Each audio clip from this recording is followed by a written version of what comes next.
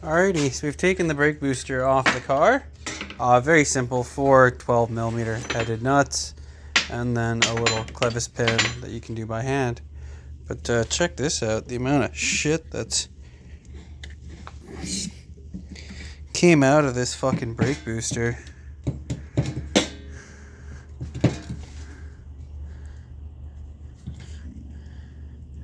Yeah, ooh. Yeah, look at that.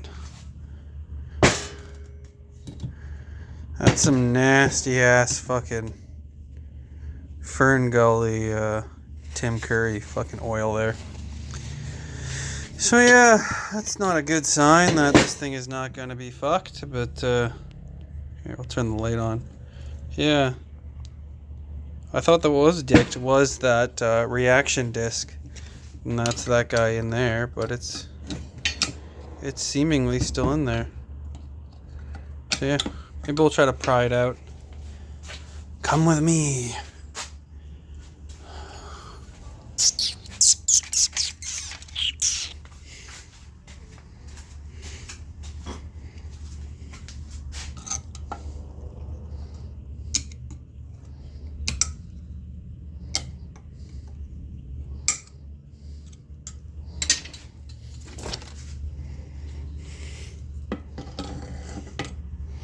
So yeah, that's the reaction disc, and it looks like it's in healthy shape.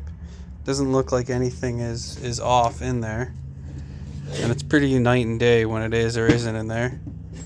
But yeah, we're probably gonna spray a shit ton of brake clean if I have any here, or just some parts washer stuff through this.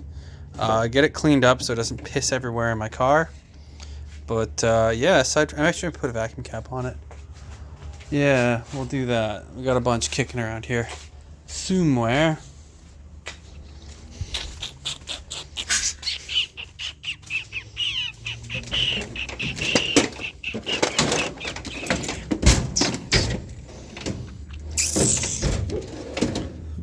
I had a bunch kicking around somewhere, but I've put them down, so I've lost it.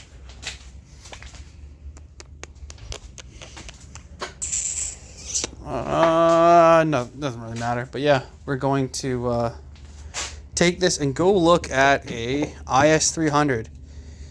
We're kind of reverse engineering this because there's a guy has a video of a Toyota Hilux one that he has bolted on to his Datsun 280Z, and he says, hey, it's great. You know, you can have brakes that are only, 20 years old, not, 55 years old. So the Hilux we didn't get in Canada, not an option. These do exist for quite a bit of money, although not a huge premium over what a normal brake booster costs.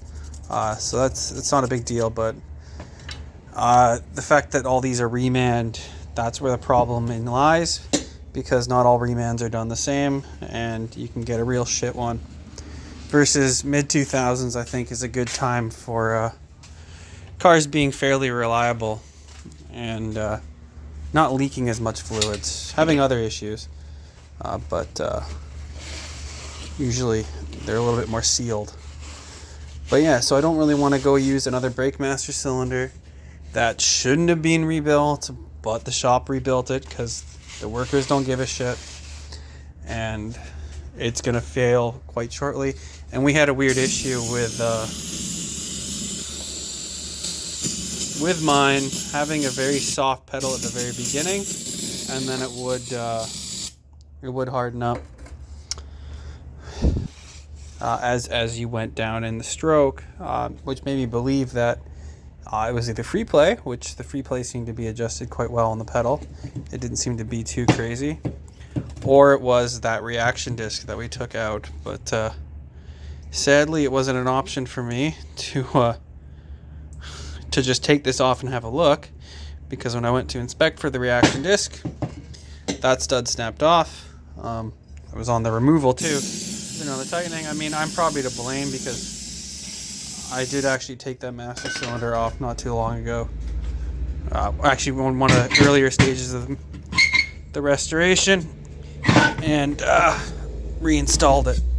So I mean, I definitely had my hands and I was the last one to torque it, so whoopsie poopsie on my end. But yeah, we may even tonight just call the guy and go have a look at that IS300 one, because that master cylinder and that booster is real easy to find. I mean, mid 2000s IS300s were an extremely popular car that sold a shit ton, and they're really popular for people that drive them into shit, so they get written off all the time and parted out. So it's a real good car for rating for parts, and it's not as hard as some of the other swaps I've seen where they've done like GTR or R32, R33, whatever. I mean, that stuff's getting hard and getting expensive to find because everyone that written them off has written them off, and the pickings are quite slim. But yeah, that's our plan. We'll just try to match up the